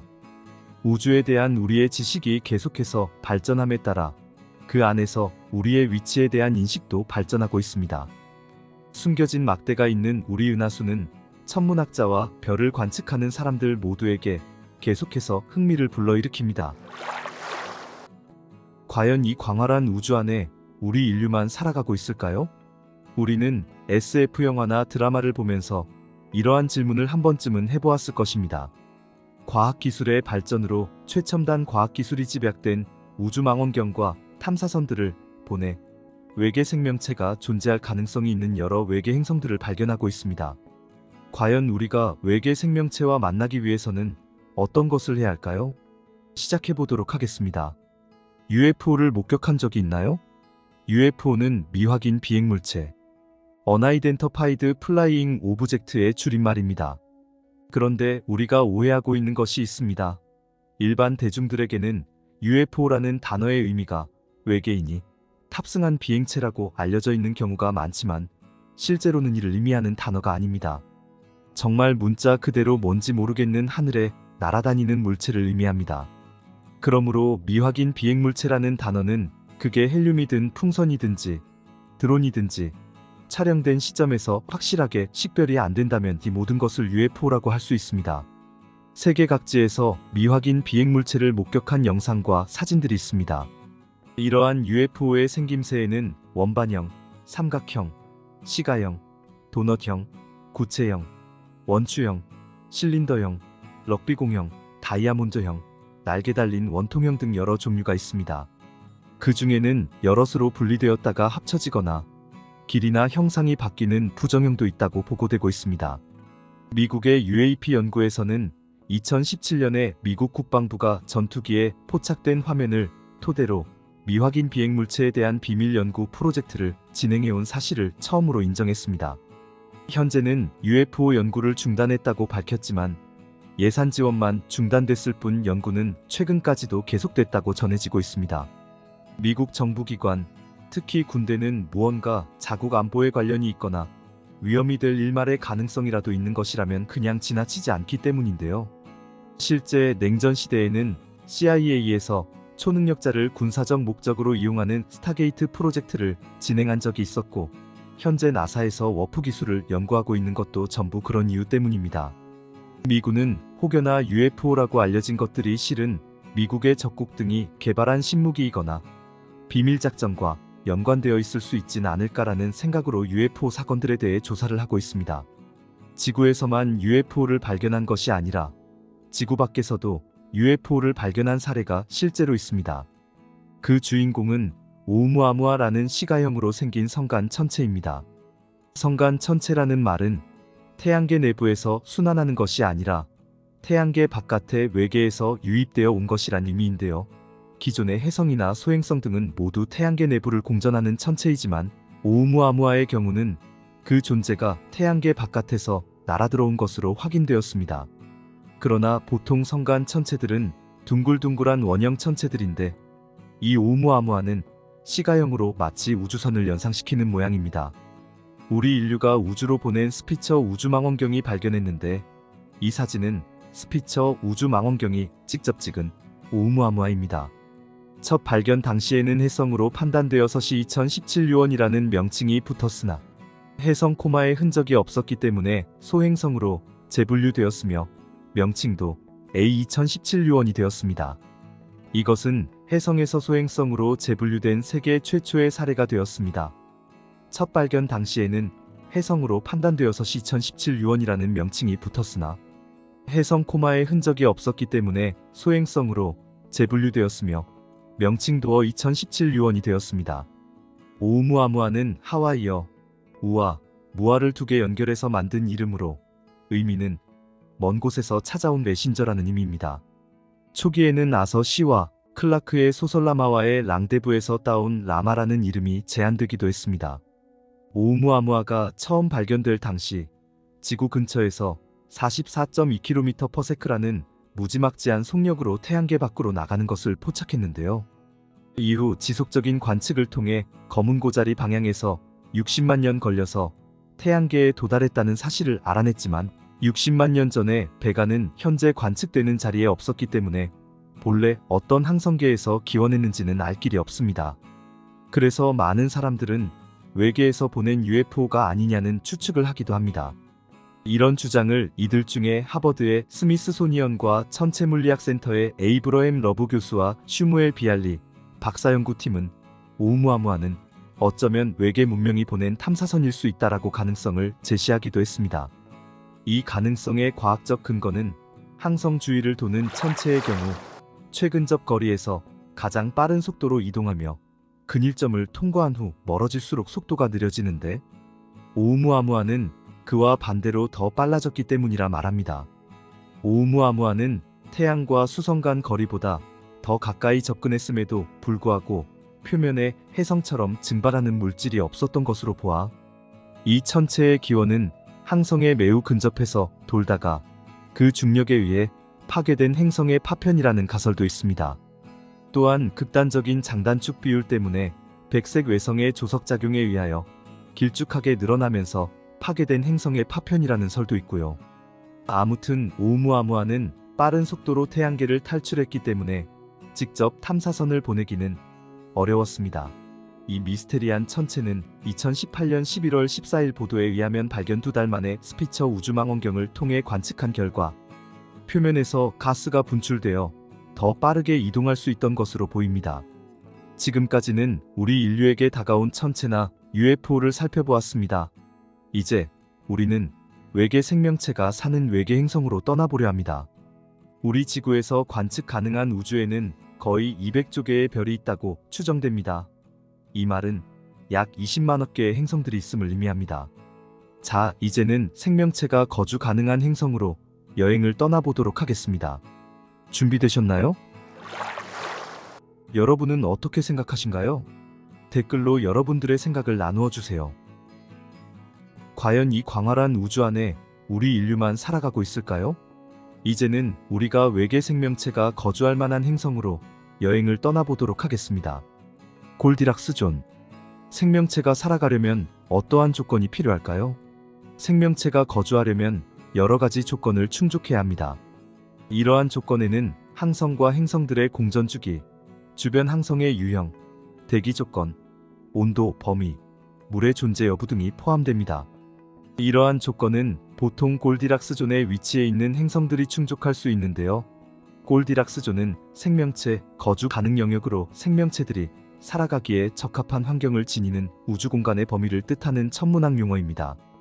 이 골디락스 존은 크게 두 가지 개념으로 나눌 수 있는데요. 첫째는 행성계 차원이며 두 번째는 은하적 차원으로 나누어 볼 수 있습니다. 앞에 두 영역 안에 있는 행성이나 위성은 생명체의 거주 가능 구역일 수 있는 1순위 후보이며 우리 지구와 비슷하게 생명체를 품을 가능성이 있습니다. 천문학자들은 항성계 안에 있는 항성 주위 생명체 거주 가능 영역이나 큰 규모의 은하 내에 있는 은하 생명체 거주 가능 영역에서 생명이 태어날 확률이 크다고 생각하고 있습니다. 우리 태양계의 경우 금성이 태양계 골디락스 존의 안쪽 경계선에 걸치고 화성이 바깥쪽 경계선에 걸쳐 있습니다. 생명체가 거주할 수 있는 조건은 골디락스 존 내에 위치해 있어야 하고 암석 행성이어야 하며 액체 상태의 물이 존재하고 대기압과 대기 구성 역시 적절해야 실제로 생명체가 존재할 수 있습니다. 또한 자기장을 생성하는 행성의 내부 에너지가 생명체 탄생과 진화를 거듭할 만큼 오래 유지되어야 하는데 이를 위해서는 행성이 일정 크기 이상 되어야 합니다. 그래야 생명체의 치명적인 우주 방사성 입자를 막아낼 수 있기 때문입니다. 우주 속에서 골디락스 존의 환경을 갖춘 항성은 수천억 개로 추정되고 있습니다. 트라피스트 1. 외계 생명체가 살 수 있는 확률이 높은 수천억 개의 행성 중 가장 유력한 항성계가 있습니다. 놀라운 그 주인공은 트라피스트 1입니다. 트라피스트 1은 물병자리에 위치해 있으며 케플러 우주망원경이 2018년도에 사진으로 남기게 됩니다. 그러나 항성의 광량이 너무 낮아 픽셀 단위밖에 찍지 못해 많은 아쉬움을 남겼습니다. 거리는 태양에서 약 40광년 떨어져 있으며 M8V의 초저온 적색 외성입니다. 우주 전체에서 보면 이 적색 외성은 아주 작은 항성입니다. 이렇게 작은 항성치고는 보기 드물게 많은 행성들이 공전을 합니다. 트라피스트의 항성은 태양과 비교해봤을 때 밝기는 0.05%, 질량은 8.9%, 그리고 반지름은 11%입니다. 목성보다는 조금 더 크지만 질량은 84배 정도 됩니다. 이 정도로 작은 항성은 적색 외성 중에서도 매우 보기가 드뭅니다. 이 트라피스트 적색 외성이 조금만 더 가벼웠으면 적색 외성이 아니라 갈색 외성이 되었을 것입니다. 2015년 이 조그마한 적색 외성에서 외계 행성이 3개나 발견되었습니다. 이 당시에도 정말 흥미로운 발견이라고 세계가 놀랐는데요. 2017년 스피처 우주망원경을 이용한 후속 관측으로 행성 4개를 추가로 발견하게 됩니다. 적색 외성에서 역대 최다인 7개의 외계 행성을 가진 행성계로 밝혀지면서 엄청난 관심을 받기 시작하였습니다. 각각의 행성은 발견 순서에 따라 B에서 H까지로 명명되었습니다. 모든 행성이 지구형 행성이며 그중 D, E, F, G는 모항성의 골디락스 존 안에서 공전하는 점까지 추가되어 외계 행성 분야에 떠오르는 다크호스가 되었습니다. 드디어 우리는 외계 생명체와 마주할 수 있을까요? 이 트라피스트의 행성들은 모항성과 매우 가까운 위치에서 공전하고 있습니다. 거리에 비해 행성 크기가 상대적으로 커다란 행성에서 다른 행성을 육안으로 관찰할 수 있습니다. 나사 유튜브 채널에서 360도 뷰로 상상도 영상을 제작해 올려두었는데요. 이와 같습니다.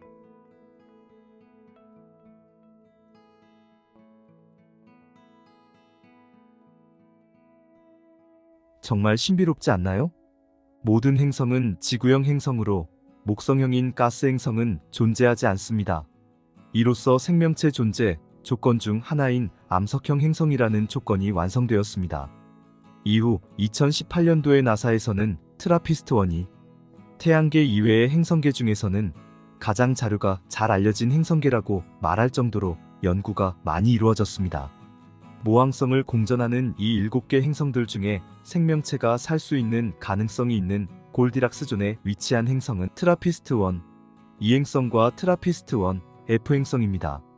트라피스트 1, 이 행성은 모항성에서 4번째로 가까운 행성으로 골디락스 존 안에 존재하는 2번째 행성입니다. 대부분의 학자들이 트라피스트 1 행성계에서 가장 지구와 비슷할 만한 행성으로 간주하고 있습니다. 우선 질량, 밀도, 중력, 반지름 등이 지구와 비슷한 편에 속하여 행성 초기 생성 시 물의 양 등 조건이 적당하다면 적절한 대기와 기온, 무엇보다 액체 상태의 물이 있는 상당히 살만한 행성일 것이라 기대하고 있습니다.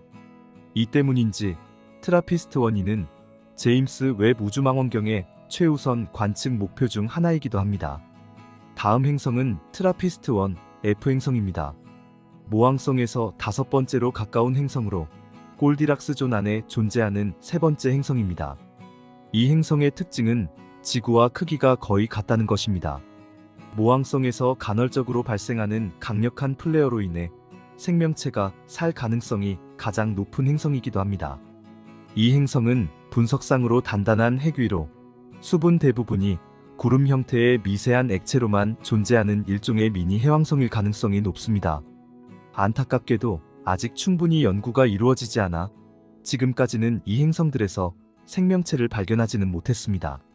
지금까지 연구된 결과들로 본다면 외계 생명체가 거주 가능한 환경인 행성의 조건들 중에서 좋은 소식들과 또한 나쁜 소식들이 있습니다. 나쁜 소식은 모항성과 모항성을 중심으로 공전하는 행성들의 거리가 너무 가깝다는 것입니다. 골디락스 존에 위치한 행성들이라 할지라도 모항성으로부터 직접 받는 복사선의 양이 지구보다 훨씬 많습니다. 또한 바다나 대기를 통한 열의 순환이 적다면 태양을 바라보는 쪽은 끓어오르고 반대쪽은 얼어붙는 환경이 조성될 것입니다. 설령 에너지 순환이 된다 하더라도 에너지 순환이 기온을 평균적으로 유지시킬 정도로 강력하지 않은 이상 온도가 적당한 행성의 석양지대에서만 생명체가 존재할 수 있게 됩니다. 우주는 광활하고 우리는 그 광활한 우주를 망원경과 탐사선을 보내 탐험할 수 있습니다. 과학기술이 더욱 발전한다면 우리 인간이 직접 탐사에 나설 수도 있을 것입니다. 아직은 이 광활한 우주를 극히 일부분만 탐사했지만 앞으로 더욱 넓은 우주를 관측하고 탐사해 나갈 것입니다. 다음 영상에서도 이 광활한 우주에서 일어나는 신기하고 흥미로운 소식을 가지고 오겠습니다. 안녕하세요. 우리 태양계의 태양이 어떻게 탄생했는지 생각해 보신 적이 있으신가요? 오늘은 별의 탄생과 진화, 그리고 수명이 다한 별이 어떻게 죽는지 살펴보도록 할게요. 우리 인류가 만들고 보낸 다양한 전파망원경과 우주망원경들이 깜짝 놀랄 사진을 지구로 보내왔습니다. 자, 이제 시작해보겠습니다. 별의 또 다른 이름 항성. 항성은 우리가 흔히 알고 있는 별의 또 다른 이름입니다. 별은 영원에 비유되기도 하며 항상 밤하늘에 존재합니다. 하지만 이런 영원의 상징인 별에게도 탄생과 죽음이 있습니다. 단지 우리는 그 변화를 느끼지 못하는 것일 뿐입니다. 그 이유는 우리가 평생을 지내는 시간이 별이 평생을 지내는 시간에 비하면 극히 작은 시간이기 때문입니다. 인간의 평균 수명이 약 100년인 것에 비하여 평범한 별인 태양의 수명은 대략 100억 년입니다. 이는 인간이 수십 세대에 걸쳐 태양을 관측한다 하더라도 수천만 년에 해당하는 삶을 볼 수 있는 것입니다. 쉽게 예를 들어보면 하루살이가 하루를 살며 인간의 모습을 관측하는 것과 유사합니다. 가끔 뉴스나 신문 등을 통해 별이 폭발했다는 소식을 들어보셨나요? 이렇게 폭발하는 별을 신성 또는 초신성이라고 부르는데 이것은 별이 죽음에 이르는 순간을 말합니다. 또한 별이 태어나고 있거나 또는 막 태어난 영역을 발견했다는 소식도 가끔 들을 수 있습니다. 여기서는 별이 태어나게 되는 과정에 대해서 살펴볼 것이며 더 나아가서 별들이 태어나 어떤 삶을 살고 마지막 순간에는 어떤 현상을 보이는지에 대해서 알아보게 될 것입니다. 항성의 탄생 메커니즘. 별의 탄생에는 우주 공간에 존재하는 성간 물질이 아주 큰 역할을 합니다. 이 성간 물질은 우주 공간에 존재하는 기체와 먼지들을 뜻하며 이것들로부터 별이 탄생한다고 알려져 있습니다. 그러나 성간 물질이 있는 모든 곳에서 별이 탄생하는 것은 아닙니다. 별은 성간 물질의 밀도가 높고 온도가 상대적으로 낮은 곳에서 태어난다고 알려져 있습니다. 성간 물질의 밀도가 높고 온도가 낮은 영역에서는 물질들의 운동 에너지가 적어 비교적 쉽게 성간운이 수축하며 이 수축으로 인해 중력적으로 더 낮은 에너지 상태를 갖게 됩니다. 중심의 수축 부분이 일정 밀도에 이르면 이 지역은 광학적으로 두꺼워져서 중력 붕괴가 단열적 과정이 되는데요.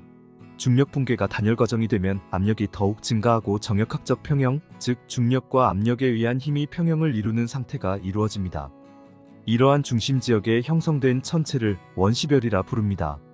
성간운이 수축하는 과정이 계속 진행될수록 불투명도가 증가하면서 중심 온도가 높아지게 되는데요. 수축 초기에는 대부분의 성간운이 수소분자로 이루어져 있으나 중심 온도가 약 1800K까지 올라가게 되면 수소분자가 해리되어 수소원자가 됩니다. 이 해리되는 과정은 흡열 과정이며 압력에 기여해야 할 에너지들이 해리 과정에서 소모되면 정역학적 평형을 이룰 수 없게 됩니다. 그렇게 원시별의 중심은 다시 수축을 시작하고 주변의 물질들은 계속해서 유입되고 원시별의 내부 온도가 충분히 높아지면 중심액에서 핵융합 반응이 시작됩니다.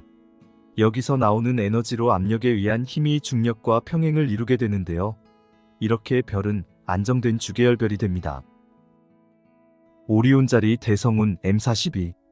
우주 공간에는 수많은 먼지와 기체 그리고 우리가 살고 있는 지구와 같은 행성들, 우리에게서 가장 가까이 있는 별인 태양과 같은 별들이 무수히 많이 존재합니다. 여기서 먼지와 기체들을 별과 별 사이에 존재하는 물질이라 하여 성간 물질이라고 하는데 별들은 바로 이 성간 물질로부터 태어나게 됩니다.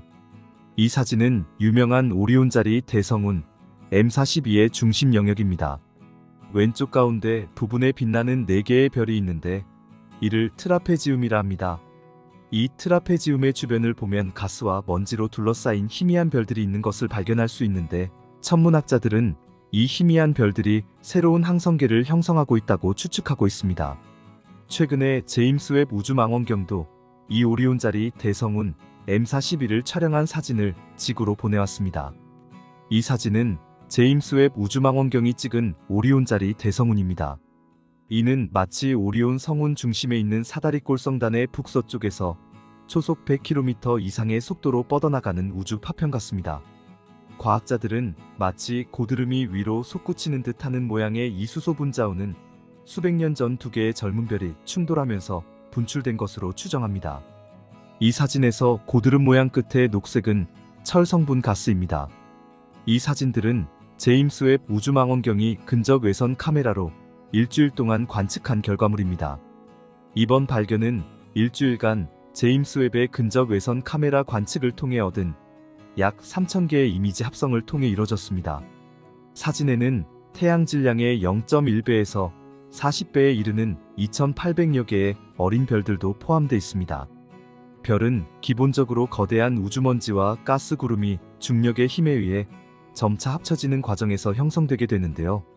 물질의 밀도가 높아지다 어느 순간 수소 핵융합이 일어나면서 별이 만들어집니다. 물질의 밀도가 상대적으로 낮은 곳에선 좀 더 작은 규모의 중수소 핵융합이 일어나 갈색 외성을 만드는데요. 그래서 갈색 외성을 실패한 별이라고도 부릅니다. 이렇게 새롭게 태어난 별들은 과연 얼마나 살까요? 별의 질량에 따라 수명도 천차만별입니다. 인간은 기껏 살아야 100년을 못 넘지만 태양 같은 별은 100억 년을 거뜬히 삽니다. 질량이 무거운 별일수록 그 수명은 짧을 수밖에 없는데요. 무거운 별은 중심의 기압력이 매우 커서 수소를 작은 별보다 훨씬 더 빨리 태우기 때문에 그 수명도 짧아질 수밖에 없습니다. 대략 질량이 태양의 5배, 10배 정도인 별은 수명이 길어야 1억 년, 짧으면 3천만 년입니다. 하지만 질량이 태양의 반이면 500억 년 이상, 10분의 1 정도이면 5천억 년이나 빛날 수 있습니다. 적색 외성처럼 질량이 작은 별은 연료를 매우 느리게 태우므로 수백억 년에서 수천억 년까지 삽니다. 인간의 척도로 보면 거의 영원이라 할 만합니다. 우리 은하의 별들의 나이는 대부분 1억 살에서 100억 살 사이입니다. 일부 별은 우주의 나이와 비슷한 137억 살에 근접하기도 한데요. 관측 가능한 우주 안에서 가장 나이가 많은 별은 무엇일까요? 현재까지 우주에서 가장 나이 많은 별로 밝혀진 것은 136억 살이 넘는 7.2등급 머두셀라라는 별입니다. 공식 명칭이 HD140283으로 불리는 이 별은 처녀자리와 전갈자리 사이에 자리 잡은 황도 제7자리인 천칭자리 방향으로 약 190광년 거리에 있습니다. 표면 온도가 약 5500도의 태양과 거의 비슷한 이 별은 현재 초속 16km의 속도로 지구 쪽으로 가까워지고 있으며 동시에 우리 은하를 초속 36km의 속도로 이동하고 있습니다. 그렇다면 천문학자들은 무슨 기준으로 어떻게 별의 나이를 알아내는 걸까요? 과학적으로 별의 나이를 측정하는 방법은 크게 두 가지가 있습니다. 첫째 방법은 별의 색을 분석하는 방법이며 두 번째 방법은 별빛의 스펙트럼을 분석하는 방법이 있습니다. 별의 색은 붉은색을 띠는 것일수록 온도가 낮으며 무거운 원소를 많이 포함하고 나이가 많은 것으로 해석합니다. 푸른색은 그 반대입니다. 별은 태어난 처음에는 청색 계열의 색상을 지니고 있지만 늙어감에 따라 점차 흰색, 황색, 주황색, 붉은색 순으로 바뀝니다. 항성이 태어날 때의 구성비는 대체로 70%의 수소, 28%의 헬륨, 그리고 나머지 2%는 헬륨 이후의 중원소로 되어 있습니다. 무거운 원소의 비율은 통상적으로 항성 상층부 대기 내에 포함된 철의 함유율로 표시하는데 이는 철이 상대적으로 흔한 원소이자 스펙트럼상의 흡수선이 강하게 나타나서 측정하기 쉽습니다. 항성의 진화. 항성이 진화 과정을 거치면서 연속적인 핵융합 반응을 통해 마치 양파와 같은 구조를 가지게 됩니다. 즉 중심 부분에서 먼저 수소가 연소하여 헬륨이 되고 헬륨이 연소하여 탄소 또는 산소가 만들어지는 동안 주위 구각에서는 수소가 타서 헬륨이 됩니다.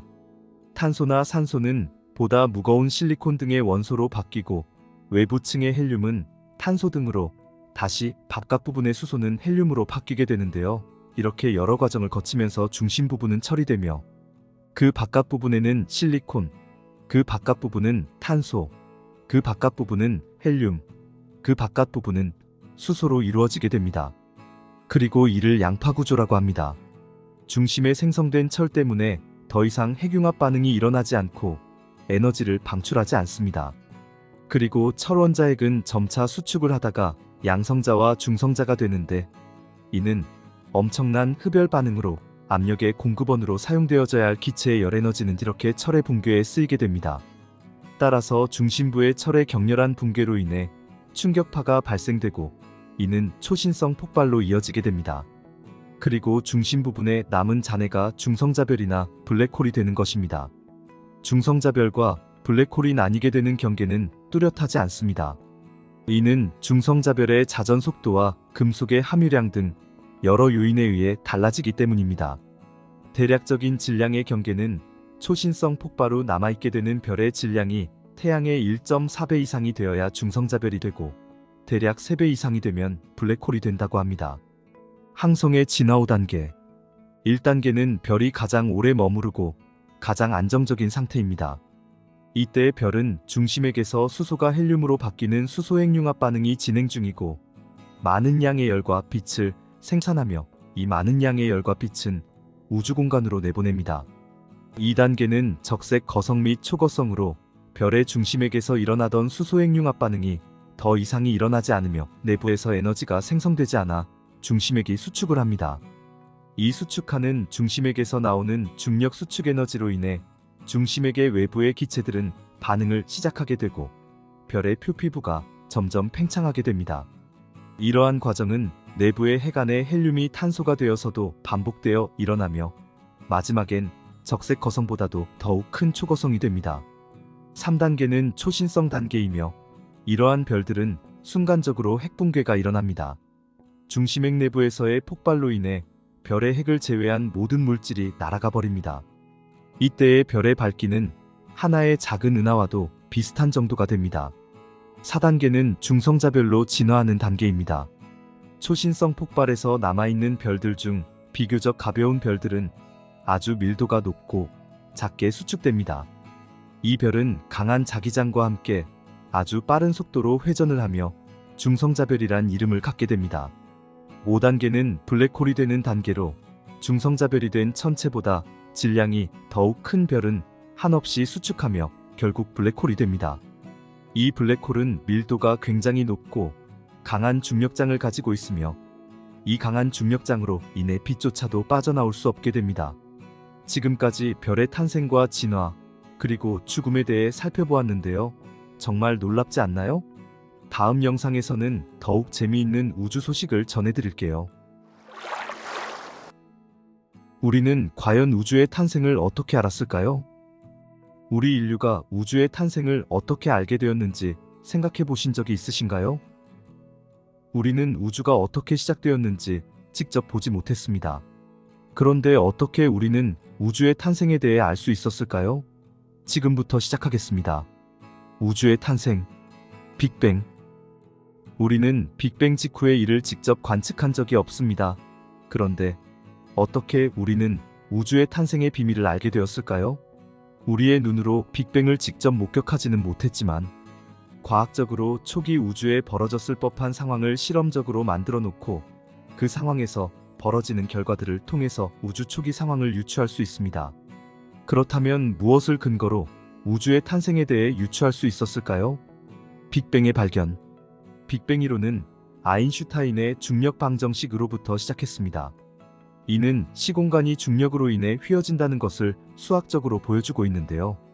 이 아인슈타인의 방정식은 수축과 팽창 등 변화하는 우주가 자연스럽다는 것을 말해주고 있습니다. 그런데 아이러니하게도 이 중력 방정식을 쓴 아인슈타인은 이런 변화하는 우주가 어색하다고 생각했습니다. 아마도 그의 고정관념에서 나타난 결과인 것 같습니다. 그는 우주가 정적으로 고정돼 있다고 생각했습니다. 그래서 아인슈타인은 중력이 작용하면서 수축하려고 하는 우주를 인위적으로 고정시키기 위해서 수식에 중력에 반하는 우주상수를 집어넣게 됩니다. 이 우주상수를 넣게 되면 우주가 축소하지도 팽창하지도 않고 정적일 수 있습니다. 아인슈타인은 그래서 우주상수를 만듭니다. 그런데 많은 물리학자들은 이 아인슈타인의 방정식으로 수를 대입해보며 의문을 가지고 있었습니다. 우주는 팽창하는 것이 자연스럽다는 생각에서 나왔습니다. 그중 대표적인 물리학자 벨기에 출신 조르주 르메트르는 수학적인 결론으로 우주가 팽창하고 있음을 알게 되었습니다. 그뿐만 아니라 이것을 어떤 관측으로 입증할 수 있는지까지 발견하게 되는데요. 만약 우주가 정말 팽창하고 있다면 먼 은하까지의 거리와 속도를 비교했을 때 더 먼 은하일수록 더 빠르게 멀어지고 있다는 것을 관측하게 된다면 우주 팽창 모델을 입증할 수 있을 것이라 분석합니다. 이후에 에드윈 허블이 망원경을 통해 우주가 정말 팽창하고 있음을 실제로 관측하게 됩니다. 르메트르는 이후에 우주 팽창과 기원에 대해 강연을 하는데요. 이 강연을 들은 아인슈타인은 우주의 기원에 대한 가장 아름다운 강연이었다 라고 하며 르메트르를 인정하게 됩니다. 르메트르의 연구에 의하면 우주는 초기에 아주 작은 점에서부터 시작합니다. 이 작은 점은 양자역학이 지배하는 정도의 아주 작은 단위로부터 시작하는 것인데요. 지금 우리가 보는 우주는 너무도 거대하지만 팽창하고 있는 우주를 거꾸로 쭉 거슬러 가면 정말 높은 밀도의 작은 양자역학의 스케일부터 시작합니다.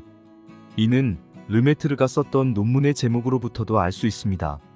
그 논문의 제목은 양자역학의 관점에서 바라본 우주의 기원입니다. 여기서 르메트르는 초기에 우주는 밀도가 더 높았을 것이고 그렇기 때문에 우주가 더욱 뜨거웠을 것이라 말합니다.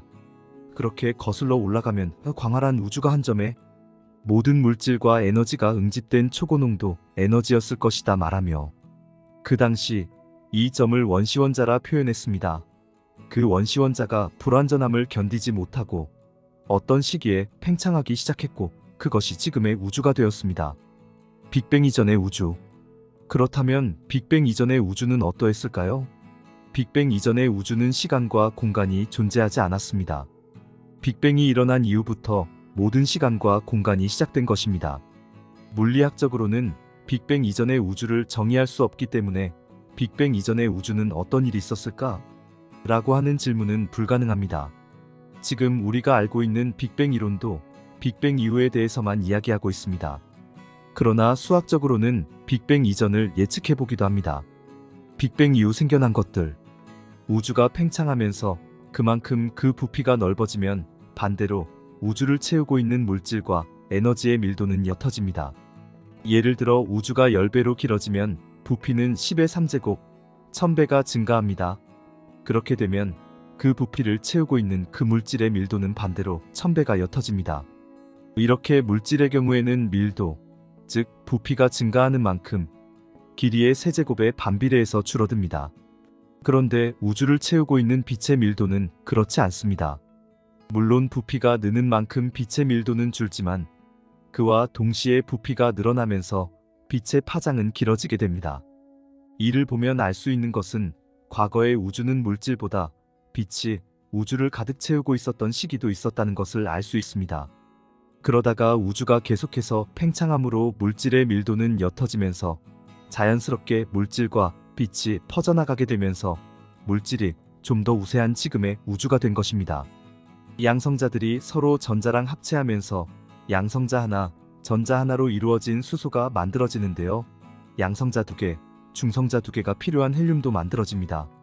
이런 빅뱅 직후에는 이렇게 핵융합이 가능했을 것임을 물리학적으로 예측하고 있습니다. 이것을 우리는 빅뱅 핵융합이라고 부릅니다. 이 이론을 근거로 우리 우주의 수소의 함량과 헬륨의 함량이 어느 정도로 채워져야 할지를 계산할 수 있게 됩니다. 이론적으로 계산했을 때 우리 우주를 채우고 있는 수소와 헬륨의 질량비는 3대 1입니다. 그런데 놀라운 사실은 실제 우리가 지금 관측하고 있는 우주의 질량비가 3대 1이라는 것이 밝혀졌습니다. 이 이론이 실제 관측으로 증명된 것이죠.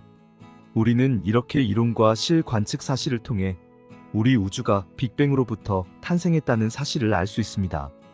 그렇다면 우리는 빅뱅 직후의 우주를 실제로 관측할 수 있을까요?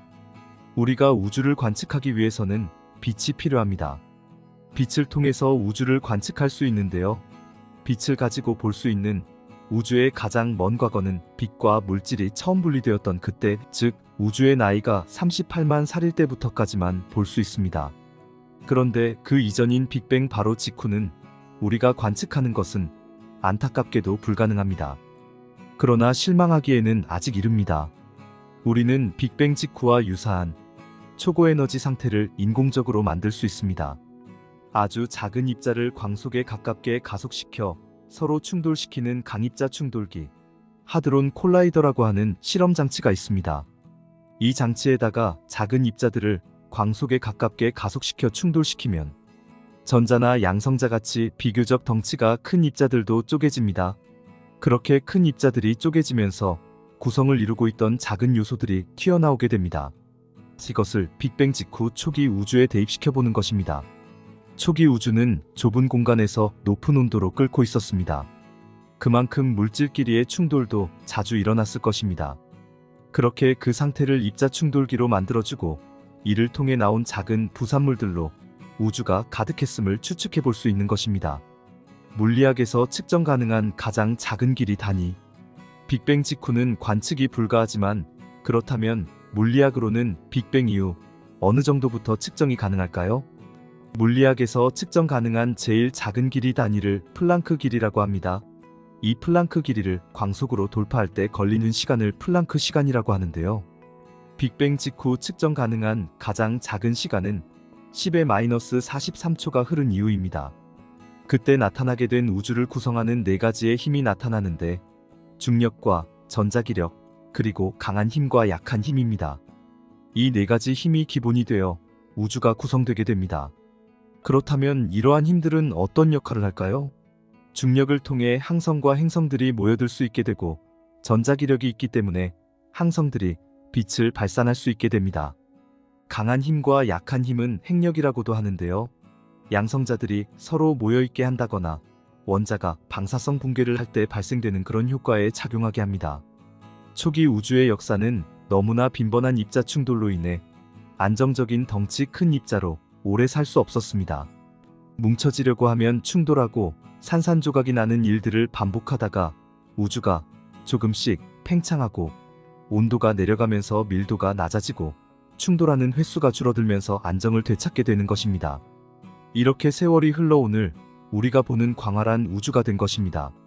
우주는 지금도 계속해서 팽창하며 더욱 더 광활해지고 있습니다. 혹시 우리 지구가 어떻게 탄생했는지 생각해 본 적이 있나요? 우리 인류는 놀라운 발견을 위해 새롭게 탐사선을 우주로 발사했습니다. 새로운 탐사선의 이름은 푸시케입니다. 푸시케는 고대 그리스의 단어로 원래는 호흡을 의미합니다. 그러나 호흡은 생명의 표시로서 생명을 의미하게 되었으며 마음이나 영혼이라는 의미로 사용되기도 합니다. 푸시케는 2023년 10월 13일 오전 10시 19분에 케네디 우주센터에서 발사되었습니다. 탐사선 푸시케는 5개의 패널로 구성된 십자 모양의 태양열 어레이로 약 800평방피트의 태양열 지별 표면을 제공하며 완전히 배치되면 단식 테니스 코트 크기 정도로 펼쳐집니다. 탐사선 푸시케의 본체는 소형 밴 크기 정도이며 태양 전기 추진으로 구동됩니다. 탐사선 푸시케는 최첨단 자력계, 감마선 및 중성자 분광기, 다중 스펙트럼 이미저를 갖추고 있습니다. 이 탐사선은 소행성을 발견하자마자 지구로 이미지를 전송하기 시작할 것입니다. 태양열 전지파는 우주선이 지구 근처에 있을 때 20kW 이상의 전력을 생산하지만 멀리 있는 소행성에 도달하면 2kW가 조금 넘는 전력을 생성합니다. 이는 헤어드라이어보다 조금 더 많은 전력입니다. 태양 추진 시스템의 추진기는 전자기장을 사용하여 중성가스 크세논의 원자 또는 이온으로 가속하여 밀어냅니다. 방출된 이온은 탐사선 푸시케를 우주로 밀어내는 추진력을 생성하고 푸른 빛을 발산합니다. 대기에 저항 없이 탐사선은 소행성대까지 행성 간 여행을 하는 동안 지구를 기준으로 최대 20만 km의 속도로 가속됩니다. 탐사선 푸시케의 항해기간. 탐사선 푸시케는 약 6년간의 여행이 시작될 때 추진기를 발사하기 전에 모든 것이 제대로 작동하는지 확인하기 위해 초기 점검에 약 100일을 소비합니다. 발사 후 약 2년에서 5년 후에 탐사선은 중력 강화를 위해 화성으로 날아갈 것입니다. 지금으로부터 약 5년 후 크루즈 기간이 종료되며 2029년 6월경 우주선의 영상 장치가 소행성을 촬영할 수 있게 됩니다. 2029년 8월 우주선은 금속이 풍부한 소행성 주변에 계획된 26개월 궤도 중 첫 번째 궤도에 진입할 예정입니다. 탐사선 푸시케의 통신 방법. 탐사선 푸시케는 이렇게 먼 곳에서 어떻게 지구로 사진과 통신을 보낼 수 있을까요? 탐사선 푸시케가 수행한 나사의 심우주 광통신 시연은 현재 우주선에서 사용되는 기존 전파 시스템, 대역폭의 10배에서 100배에 달하는 대역폭으로 데이터를 전송할 수 있는 눈에 보이지 않는 근적 외선 레이저를 사용해서 테스트 데이터를 주고받을 예정입니다. 심우주 광통신은 2026년 화성 비행을 위해 나사의 푸시케 임무가 시작된 후 거의 2년 동안 시연할 예정입니다. 탐사선 푸시케의 미션. 탐사선 푸시케는 화성과 목성 사이의 태양을 공전하는 암석이나 물보다 금속이 풍부한 독특한 소행성을 향해 여행을 하고 있습니다. 2029년 8월까지 태양을 공전하는 소행성을 탐사할 예정인데요. 과학자들은 이 소행성에 금속 함량이 높기 때문에 초기 행성의 구성 요소인 핵의 일부분일 수 있다는 예상과 기대를 모으고 있습니다. 또한 이 관측을 통해 우리의 고향인 지구가 어떻게 형성되고 진화하는지에 대한 비밀을 풀 수 있을 것으로 기대하고 있습니다. 소행성의 중력은 2029년 7월 말에 푸시케를 붙잡을 것이며 푸시케는 8월에 주요 임무를 시작할 것입니다. 약 2년간 소행성 궤도를 돌며 사진을 찍고 표면을 매핑하고 푸시케의 구성을 파악하기 위한 데이터를 수집할 예정입니다. 이 소행성은 태양계 어딘가에서 금속이 풍부한 물질로 형성된 완전히 다른 종류의 철이 풍부한 천체의 남은 조각일 수도 있습니다. 푸시케는 지구의 핵과 다른 생명체가 살 수 있는 또 다른 지구, 또한 행성의 핵이 어떻게 생겨났는지 우리에게 보여줄 수 있을지도 모릅니다. 이번에 발사된 탐사선 푸시케의 목표는 다음과 같습니다. 첫째는 소행성이 핵인지 녹지 않은 물질인지 판단하고, 둘째는 소행성의 표면 영역의 상대적 연령을 파악합니다. 셋째는 작은 금속 몸체의 지구의 고압 코어에서 예상되는 것과 동일한 가벼운 요소가 포함되어 있는지를 확인하며, 넷째는 소행성이 지구의 핵보다 더 산화되거나 더 환원되는 조건에서 형성되었는지 확인합니다. 마지막으로 다섯 번째는 지형을 측정하여 소행성의 형태를 특성화합니다. 탐사선 푸시케 임무는 애리조나 주립대학교 팀이 이끌고 있습니다. 남부 캘리포니아에 있는 나사의 제트 추진 연구소는 임무 관리와 운영 및 항해를 담당하고 있습니다. 금속 소행성을 향한 여정. 푸시케의 이번 항해는 지구 중심을 향한 여정이라고도 할 수 있습니다. 이번에 탐사하는 소행성은 만약 행성계라면 지구와 같은 암석 행성의 내부를 자세히 들여다볼 수 있을 것입니다. 우리는 지구의 금속 핵이나 다른 암석 행성의 핵을 들여다볼 수 없기 때문에 이 소행성 탐사를 성공한다면 지구와 같은 행성을 만든 격렬한 충돌과 물질 축적의 역사를 들여다볼 수 있는 절호의 기회가 될 수 있습니다. 소행성의 이름 푸시케. 관측하려는 소행성의 이름도 푸시케라는 사실을 아셨나요? 소행성 푸시케를 탐사하기 위해 탐사선 푸시케를 우주로 발사한 것입니다. 푸시케는 1852년 이탈리아 천문학자 안니발레 데 가스파리스에 의해 발견되었습니다. 16번째로 발견된 소행성이기 때문에 16번째 푸시케라고도 불립니다. 이는 고대 그리스 신화에서 영혼의 여신이라는 뜻으로 나비 날개를 가진 여성상으로 묘사되기도 합니다. 소행성 푸시케는 화성과 목성 사이의 주요 소행성대 바깥쪽에 있는 태양 궤도를 돌고 있습니다. 지구보다 태양으로부터 약 3배 더 멀리 떨어져 있습니다. 소행성 푸시케는 마치 감자처럼 생겼습니다. 소행성 푸시케를 적도에서 반으로 자른다면, 즉 타원형으로 쪼갠다면 가장 넓은 지점의 폭은 173마일, 280km, 길이는 144마일, 232km가 될 것입니다. 표면적은 64,000제곱마일, 165,800제곱킬로미터입니다. 과학자들은 레이더와 광학 관측을 결합하여 두 개의 분화구 모양의 함몰 증거를 보여주는 소행성 푸시케의 3D 모델을 생성했습니다. 이는 소행성 표면의 금속 함량과 색상에 상당한 변화가 있음을 시사합니다.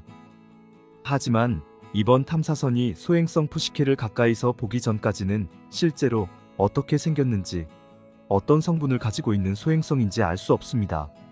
이번 탐사를 통해 우리 인류의 과학 문명의 위대한 업적을 남길 새로운 물질을 발견할 수도 있습니다. 이번에 새롭게 우주로 보내진 탐사선 푸시케를 통해 우리 지구가 탄생하게 된 비밀이 밝혀질 수 있길 바랍니다. 여러분들은 어떻게 생각하시나요? 다음에 또 재미있고 신기한 우주 소식으로 찾아오겠습니다. 영상을 시청해주셔서 감사합니다.